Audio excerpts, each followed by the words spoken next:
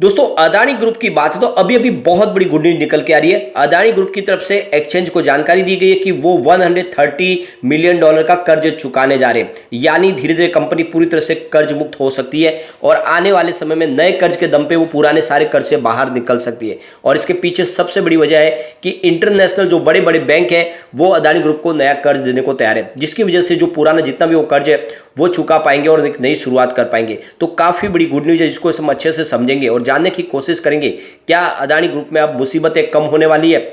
वैसे जो कल भारी गिरावट हुई थी एमएससीआई इंडेक्स की वजह से, जहां पे उन्होंने दो कंपनियों की जो वैल्यू को कम किया था, उसके बाद में माहौल गड़बड़ हुआ और दो तीन कंपनियों में लोअर सर्किट बिट लगा। लेकिन आज गिरावट थोड़ी सी है दो तीन कंपनियों में, लेकिन उतनी बड़ी नहीं है, मामूली सी गिरावट है जो इशारा करिए कि फिर से पॉजिटिव माहौल बन सकता है। और अब अदानी ग्रुप में आगे की क्या संभावना बन सकती है, क्या अदानी ग्रुप में अब वो सारी की सारी जो मुसीबतें थी खत्म होती हुई दिखाई दे रही है, क्या एक नई शुरुआत होगी, इन सारी बातों को जानेंगे इस वीडियो के माध्यम से।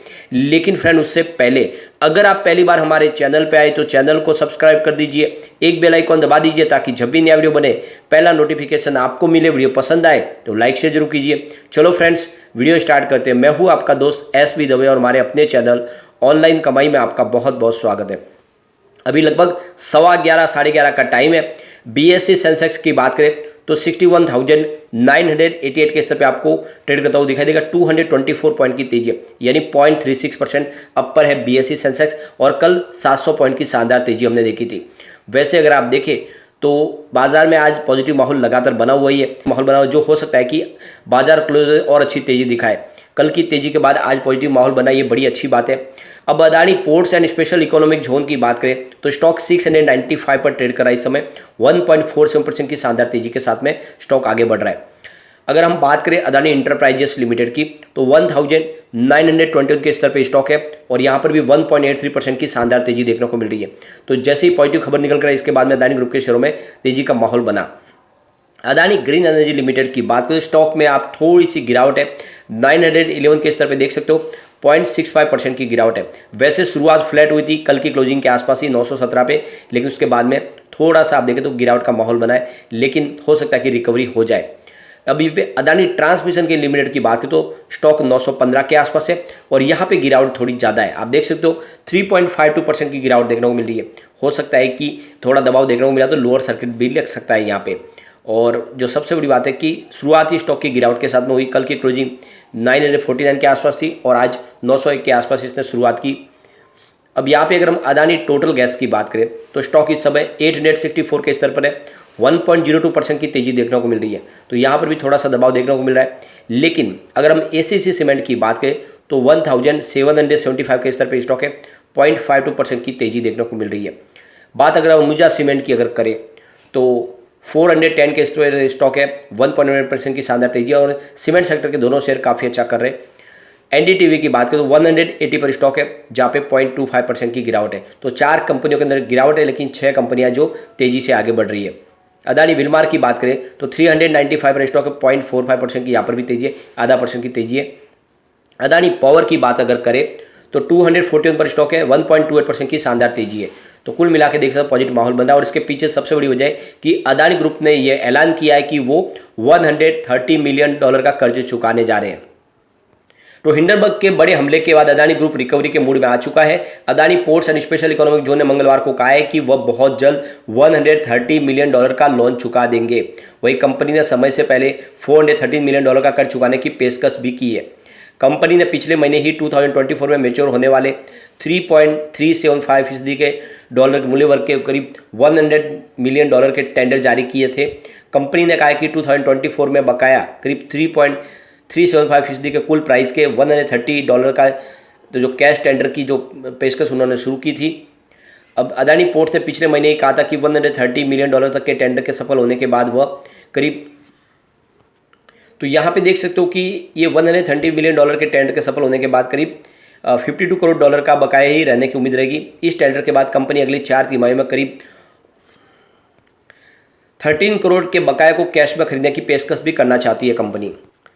अदानी पोर्ट्स इस कर्ज को चुकाकर हिंडनबर्ग की रिसर्च रिपोर्ट के से जो माइनस से जो नुकसान हुआ उसकी रिकवरी करना चाहता है। अडानी ग्रुप निवेशकों का भरोसा जीतने की भरसक कोशिश कर रहे हैं और यह विश्वास दिलाना चाहती है कि कंपनी में निवेश कर सकते हैं वो, और कंपनी बहुत मजबूत है।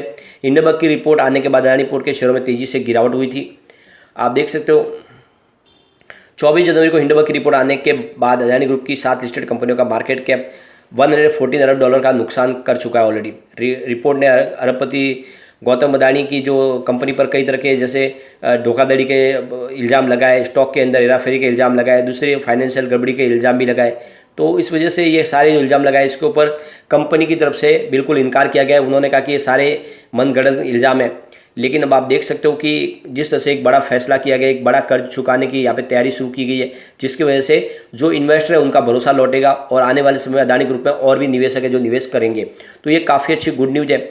और इसके पहले अगर आप देखें तो कल ऑलरेडी हमने डिस्कस भी किया है कि जापान की जो 3 बड़ी बैंक है वो अदानी ग्रुप को नया कर्ज देने को बिल्कुल तैयार हो चुके और ये बिल्कुल फ्रेश कर्ज दे रहे। इससे पहले इन लोगों ने अदानी ग्रुप को कर्ज नहीं दिया है, लेकिन अब ये यहाँ पे कर्ज देने को तैयार है और ये बहुत बड़ी जीत है अदानी ग्रुप की, क्योंकि नए इन्वेस्टर जो उनके साथ निवेश करने को तैयार है, क्योंकि इससे पहले उनका कोई कर्ज नहीं है अदानी ग्रुप के ऊपर, लेकिन वो नया कर्ज देंगे। तो जो जापान की 3 बैंक है जिसमें अगर आप देखें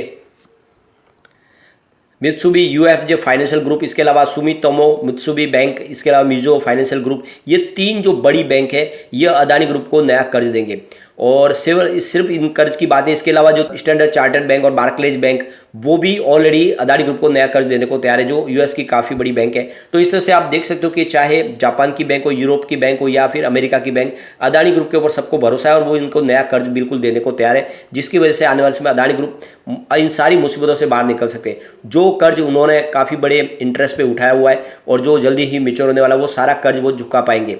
अब आप देख सकते हो कि अदानी ग्रुप के ऊपर जो कर्ज है, जिसमें आप देखें 2023 से लेकर 2024 और 25-26 में जो मैच्योर होने वाले करीब 4 अरब डॉलर के जो कर्ज है उसको रीफाइनेंस करने की तैयारी शुरू कर दी गई है। और ये जो रीफाइनेंस किया जाएगा बॉन्ड्स और मौजूदा जो नए कर्ज को लेके उन सारे कर्ज को चुका दिया जाएगा। एक तरह से बहुत बड़ी राहत मिल जाएगी अदानी ग्रुप को। अब अदानी ग्रुप की बात करें, इसमें 39% जो कर्ज है उनका बॉन्ड्स के माध्यम से लिया गया है और 29% उन्होंने इंटरनेशनल मार्केट से उठाया हुआ, 32% भारतीय बैंक और एनबीएफसी के पास से। तो जिस से विपक्ष लगातार कह रहा था कि सारे पैसे अदानी को बांट दिए गए, ये बात यहाँ पे गलत साबित होती है, क्योंकि सिर्फ उन्होंने 32% ही इंडिया की बैंक और एनबीएफसी से पैसे उठाए हुए, जबकि बाकी 70% उन्होंने इंटरनेशनल मार्केट से पैसे लिए। और इंटरनेशनल मार्केट में जो पैसे मिलते हैं वो बैंक की जो देते हैं बैंक, उनको उसकी कंपनी की छवि को देखकर, उसके कारोबार को देखकर देते हैं और उसके एसेट के ऊपर देते हैं। और इसीलिए आप कह सकते हैं कि उसके बिजनेस को देखकर ही वहाँ पे लोन उनको मिला है।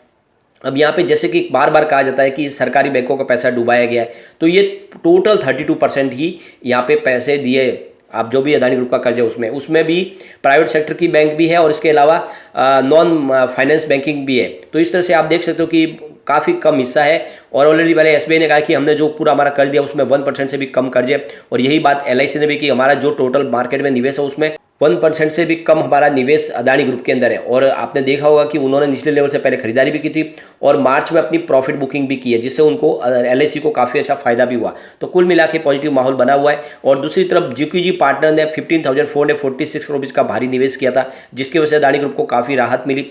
और अब जो खबरें निकल के आ रही है कि जीक्यूजी पार्टनर और भी निवेश कर सकते हैं अदानी ग्रुप में। तो ये सारी जो बातें हैं ये साबित करिए कि आने वाले समय अदानी ग्रुप फिर से खड़ा हो सकता है। वैसे हिंडनबर्ग की रिपोर्ट आने के पहले दुनिया के टॉप अरबपतियों में 4थे नंबर पे थे अदानी ग्रुप के फाउंडर गौतम अदानी, लेकिन फिर देख सकते हो गिर के वो 37 के पायदान पे पहुंच गए थे, लेकिन निचले लेवल से काफ़ी अच्छी रिकवरी हो चुकी है और फिर से वो दुनिया के 21वें अमीर बन चुके हैं। तो आने वाले समय फिर से पॉजिटिव माहौल बनेगा और एक तेजी का दौर फिर शुरू होगा। लेकिन फ्रेंड, कोई भी इन्वेस्टमेंट करने से पहले अपने फाइनेंशियल एडवाइजर से बारे ले ले या अपना खुद का रिसर्च करें, क्योंकि मैंने वीडियो आपके एजुकेशनल पर्पज के लिए ही बनाया। वीडियो पसंद आए तो लाइक से जरूर कीजिए और चैनल को सब्सक्राइब कर दीजिए। Thank you friend.